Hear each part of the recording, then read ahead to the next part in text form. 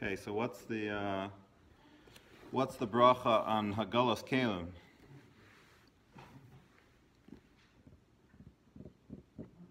What's the bracha on Hagalas Kalim? Right? Kashering Kalim.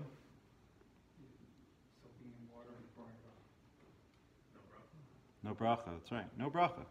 Good. I'm glad. So nobody made the bracha, obviously, when they're kashering kalim for Pesach. That actually raises a different question, which is, is there a hiddur actually? So maybe everybody's being, there's a hiddur, according to some, it means that it's considered to be a meritorious good thing to do, according to some, not to kasher any kalim for Pesach, actually. So maybe everybody here is, it's already got all their, they don't need to kasher anything. They've got their complete Pesach set. Either that or they're buying paper and plastic and whatever, So maybe everybody is being mahader. It used to be that, it was a big deal, kashering all the kalim. That was my job, one of my jobs as rabbinic intern at the Jewish Center, was they had this big Kashering Kalim Day, and people would bring all their utensils to the massive kitchen that they had in the basement there, and that was part of my job, was to help make sure that they did this correctly.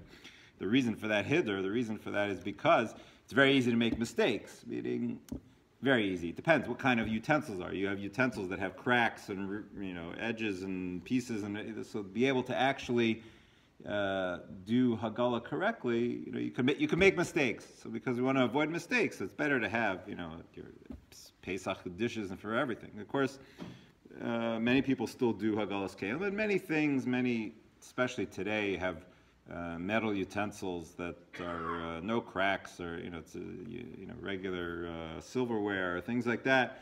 Kiddush cups, right? That's the classic case. People kasher Kiddush cups. You probably don't need to kasher a Kiddush cup. Why not?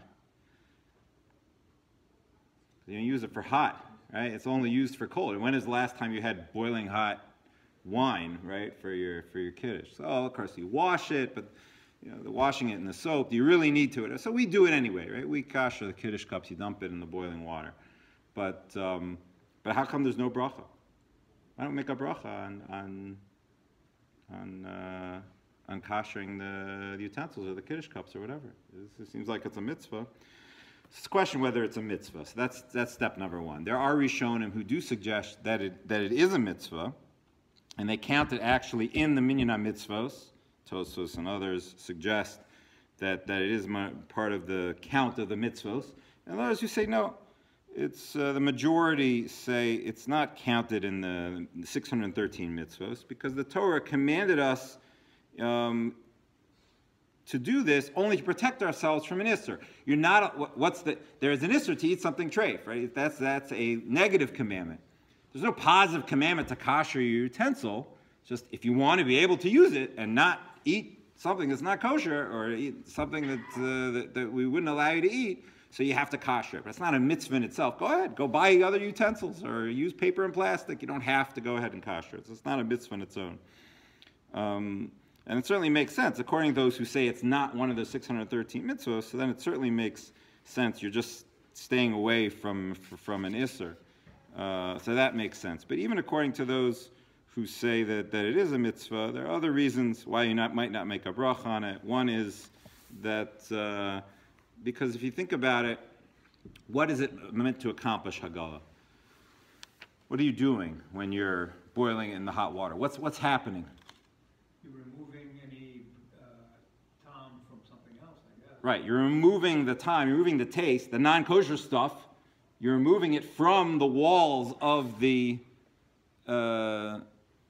pot, and you're moving it into the water. So it's not that you're not fixing the isser.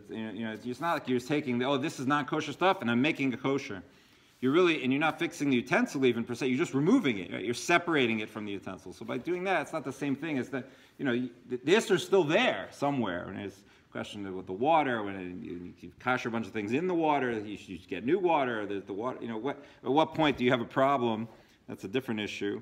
But essentially, you're just removing this thing, the isser from the heter. You're removing the forbidden stuff from the permitted stuff. So that's not. Now, you might make a case that for libun, right? Libun is you're burning it in this place, so then you really are destroying the isser, right? When you have something that requires that you need to use the blowtorch, right, or the self-cleaning oven, or so you're going to get it really super burning hot.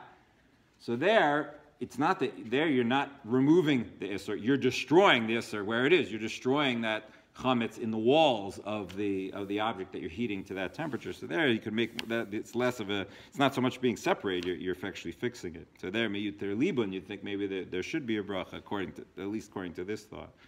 The other idea is other poskim say, look, this isser, this stuff, forbidden stuff, where is it? Right? Where is this forbidden material? Where is it? I think the isser, that's your pot. You used it for chametz, and now you want to use it for, so it's going to be also on Pesach, this isser. So well, in the time of the Torah, if it was something, had crevices or things like that. No, we don't hold that. That's not what it means. Balua. It's not in the cracks and crevices. It's in the walls, right? We believe, but not just ceramic, even the metal. We believe the halacha is that it goes into the walls of the kli, right? So it's inside, and therefore it's what we call ein bo mamash, meaning there's nothing there, or ein bo mamash, right? There's nothing there. It's inside the walls, so you can't. There's nothing really to make a bracha on per se, because even look, we believe it's there. There's halachically it's there, but you can't. It's nothing. There's nothing to grab. There's nothing to touch. It's not like there's a piece of isser that's sitting there. It's inside the walls, and therefore that's considered ein bo mamash. It's not considered like it's really there for you to make a bracha on. You're making a bracha on what? You can't see it even. So question is there a scientific level? Is there a scientific aspect to this, or it's only halachic aspect? That's another question.